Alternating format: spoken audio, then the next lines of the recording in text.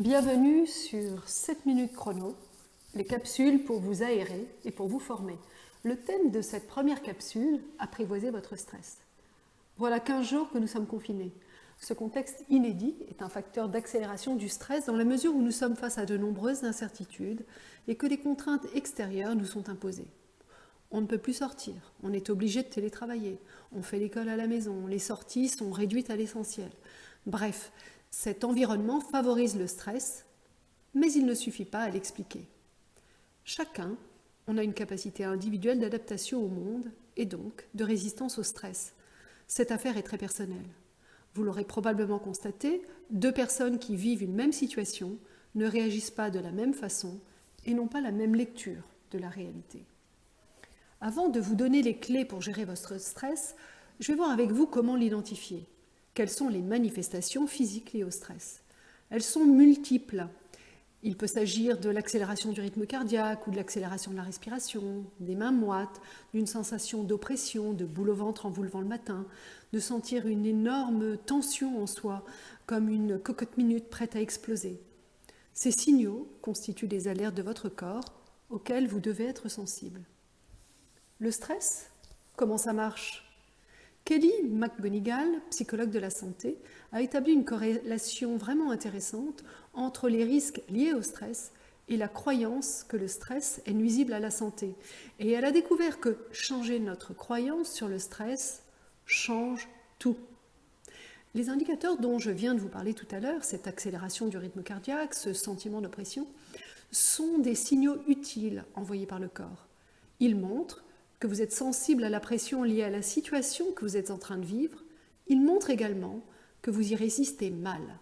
Vous devez comprendre que ces manifestations constituent des indices que le corps est en train de se préparer à relever un défi.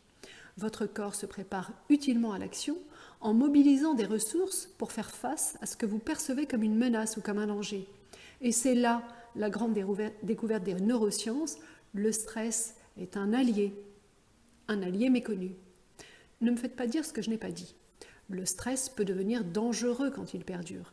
À ce moment-là, le corps est dans un état de réponse permanence, ce qui use votre système cardiovasculaire, diminue vos défenses immunitaires et perturbe un ensemble de régulations hormonales indispensables au bon fonctionnement de votre corps. Le stress en continu peut être dangereux, mais je vais partager avec vous 5 outils pratiques pour gérer votre stress de façon positive. Premier outil, changer de regard sur votre stress. Quand vous acceptez simplement l'idée que le corps se prépare à relever un challenge, il se passe un phénomène physique assez incroyable.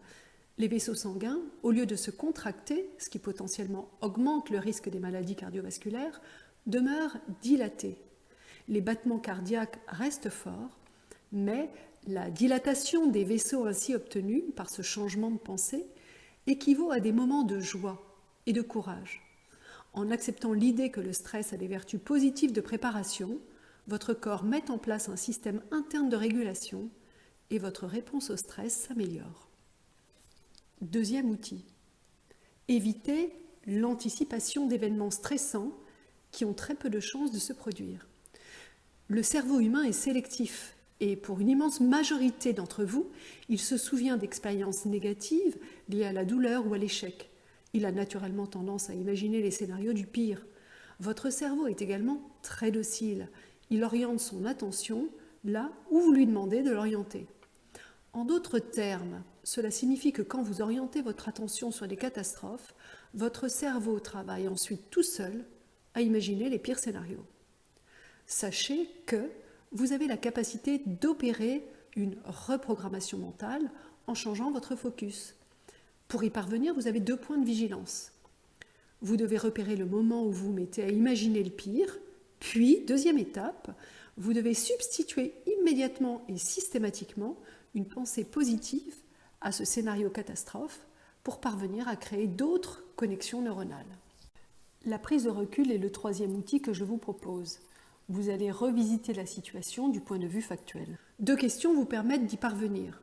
Et si ce que je me disais n'était pas vrai, qu'est-ce que cela changerait? En donnant libre cours à des pensées créatives, vous vous ouvrez sur un nouveau champ des possibles, un nouvel horizon qui vous permet, là encore, de mieux gérer votre stress. Dans le prolongement de cette prise de recul, je vous propose comme 4e outil de classer vos ruminations. Les éléments qui ne dépendent pas de vous et puis les éléments qui dépendent de vous. Ce confinement vous est clairement imposé et vous devez le subir. Cela ne dépend pas de vous. Et ce qui dépend de vous, comment vous pouvez organiser vos journées, équilibrer vos vies familiales, personnelles, professionnelles. Le fait de faire cette distinction vous permet de découvrir ce qu'est le lâcher-prise, dont on parle beaucoup. Le lâcher-prise, c'est agir sur ce qui dépend de vous et déployer les moyens qui sont en votre possession pour que tout se passe au mieux. C'est aussi accepter, laisser glisser ce sur quoi vous n'avez pas la main et que vous ne maîtrisez pas. Pour cela, vous pouvez très bien vous représenter un torrent qui épouse les courbes géographiques qui lui sont imposées, qui contourne les pierres, mais qui suit sa course pour aller se déverser dans le fleuve. Le 5e et dernier outil que je vous propose, c'est de vous centrer sur l'ici et maintenant. Dans cette période de confinement, entraînez-vous à diriger votre attention sur ce que vous êtes en train de faire ou en train de vivre. Vous vous observez pendant que vous sirotez votre café ou pendant que vous faites un câlin avec votre petit dernier en étant attentif à ce que vous ressentez par vos 5 sens.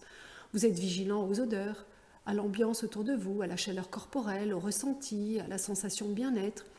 Cet ici et maintenant vous aidera à désamorcer la tendance du mental à tout juger, tout analyser, tout critiquer. En mettant votre esprit critique sur pause, vous ne cherchez plus le delta entre ce qui est et ce qui devrait être, mais vous vous obligez à accueillir ce qui se passe pour mieux l'apprécier. C'est la fin de la première capsule de 7 minutes chrono pour vous aérer et pour vous former. Sophie Muffan vous a donné 5 outils pour apprivoiser votre stress. À présent, c'est à vous de jouer. Quelle action symbolique, en langage de coach, je dirais quel premier petit pas, décidez-vous de faire pour opérer un changement dans votre vie de confiné ?